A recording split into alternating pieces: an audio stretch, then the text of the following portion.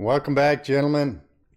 We are doing a little quick walkthrough on shield bash and disarming enemies so that you can gather their weapons and shields so that you can make various abyssal gears that you can load onto your bow or whatever. As you can see right here, I've been messing around with abyssal gears to craft the infinite arrows, and you do that over at the witch. So you can use a lot of these gears that you get off of weapons and shields in order to craft said items, because infinite arrows is pretty damn sweet, I'm not gonna lie. So we're gonna go down here. We're over by Frostspire. Now this area by Frostspire, I think it's just to the west a little bit. There's a couple of camps over here, and when I came here originally, I had a tower shield, which are the big shields. The big shields and shield bash do not disarm for some odd reason. I can't tell you why. I can only tell you that they don't. You have to have a medium-sized shield for shield bash to disarm enemies. So there are two camps here. I killed one of them, and that ruined the spawn. Now, of course, that could be changed in the future, but just for safety's sake, don't kill them both. So one is right below me here. I'm trying to find it. It's down here somewhere. And these guys are the only ones I've seen that actually have abyssal gears on their weapons and shields. So if you hit your disarm by shield bashing, you can have your bird or whatever pet you're using. I prefer the birds now that they've come out because they seem to do a great job of picking stuff up by not getting stuck on terrain. So, good job, Crimson Desert. I like the birds. So, I'm going to basically watch and see whereabouts this camp is. I think it's around the corner. Yeah, I think so. So, when you see the tents, you'll know that you're in the right area. There you go, Frosthold. So this has a boss in it. You don't want to kill the boss. Kill the boss, you clear the camp. You can't come back here again for, well, at least until they institute the new stuff. So, moving right along, and you'll notice that there are some guys in the back, here we go, guarding some prisoners.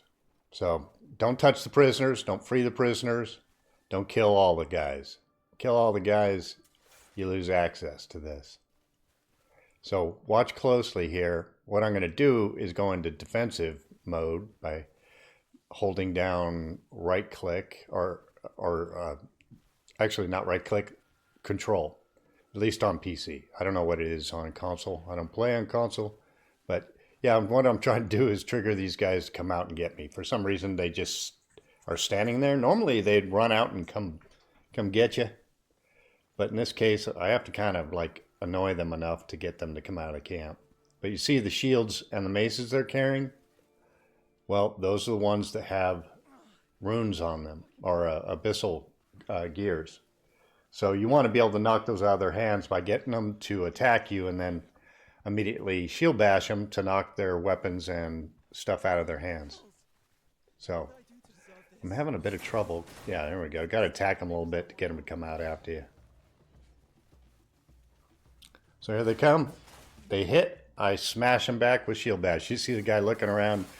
You can't figure out why his weapons are all missing. And the bird will start picking these up. See the Frozen Soul acquired, Frostborn Shield acquired. So the bird's just going to pick them up as I didn't mean to parry that guy. I wanted to actually... There we go. Come on. So they'll still punch you, but they can't do much to you. So make sure you get aligned on the guys that are going to actually have weapons and shields. These guys are a pain, so I'm probably going to try to kill one of them. I don't think you can kill both of them because it'll screw it up. Okay, he froze me. That's not good. Right. I'm not paying attention to my health. I'm taking frost damage. All right. Luckily, I have plenty of So I don't have to run all the way back here. I'll just use a instant revive. Seems to be the way to go.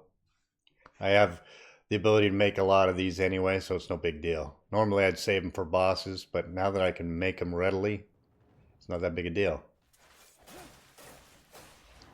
See these guys with the backpacks, I think if you kill both those guys, you'll screw the spawn up.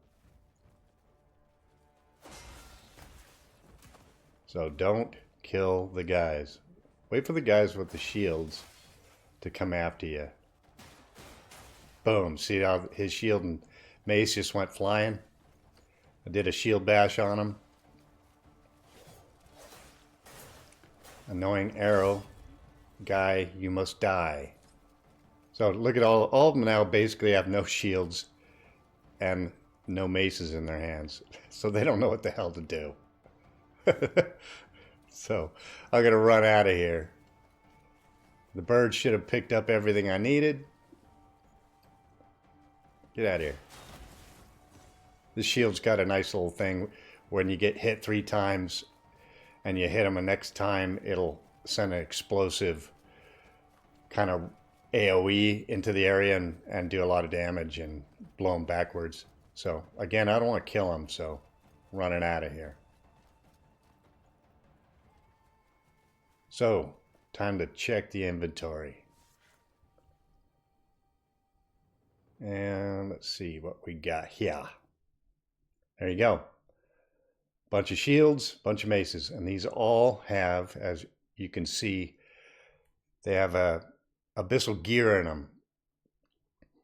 Right there is guard stamina, and you can take that down to the witch, take it out of the shield, and use it to craft stuff. And that one's got, 4% damage to mighty foes. So I got, 3 shields and 3 maces out of this that I can pluck abyssal gears out of and take them to the witch and do a lot of crafting and do the random synthesis to try to get the kind of gears I want that way. But yeah, the disarm, I can't emphasize this enough, that being able to disarm them and take all their weapons and shields is a really handy thing to have. So yeah, I would say come up here and keep one of these camps alive, come back to it, farm it, take advantage of that shield bash disarm. Again, do not use a tower shield. The disarm does not work. I'm going to go with a little smaller eagle. That bald eagle's so big. He takes up so much of the screen. Or you can use the crow. I've gotten the steppe eagle, the bald eagle. I like the look of the bald eagle, but boy, he takes up a lot of camera space. Steppe eagle, not too bad. He still has to land on your arm, not your shoulder. But the birds, I think, are probably the best animal for collecting stuff off the ground. They don't seem to get stuck on terrain like the dogs. Nice thing about the crow is it's not as cool looking, but it does fit on your shoulder. So, yeah. You'll get a ton of shields and maces that you can take abyssal gears out of here and go do your random synthesis of abyssal gears over at one of the witches. So keep that alive. Keep one of them alive. I killed that one, unfortunately, but I did not kill this one, and I will try to keep that one intact. So, yeah. Note to self, don't kill the camp. I'll say it again, don't kill the camp. So, yeah. All right. Again, by doing this method, I have stockpiled so many abyssal gears that I can use to craft with so that I can get my infinite arrows, or you can get a variety of other interesting gears also, like frost resistance, like high level ones that'll give you a lot of frost resistance that you can slot in and out of your armor depending on which zone you're in. Fire resistance. You can get some, like the random synthesis can create tier 3 ones. It's a small percentage. I think it's 4%. So save before you go to the witch and you're going to start crafting these things, because you'll want to reload often. I think it took me an hour, probably an hour, to get the infinite arrow gears that I wanted, which was a 60%, which is a tier 3, and a 40%, which was a tier 2. But it took me an hour of saving, reloading, saving, reloading, or basically just reloading over and over. I'd go craft at the witch. If I didn't get what I wanted, I'd just reload. So do it right at the witch when you save. That way, you can get it easily. And this one's nice. The reindeer cloak's nice because it's got ice resistance. And I showed that in one of my previous videos where to get that, but it's over west and south of the Skull of Stone Institute. So yeah. Again, you can go back and check these guys, and if they don't have any weapons on them, I think you got to teleport out of the area to get it to respawn their weapons and shields. Don't mess with them.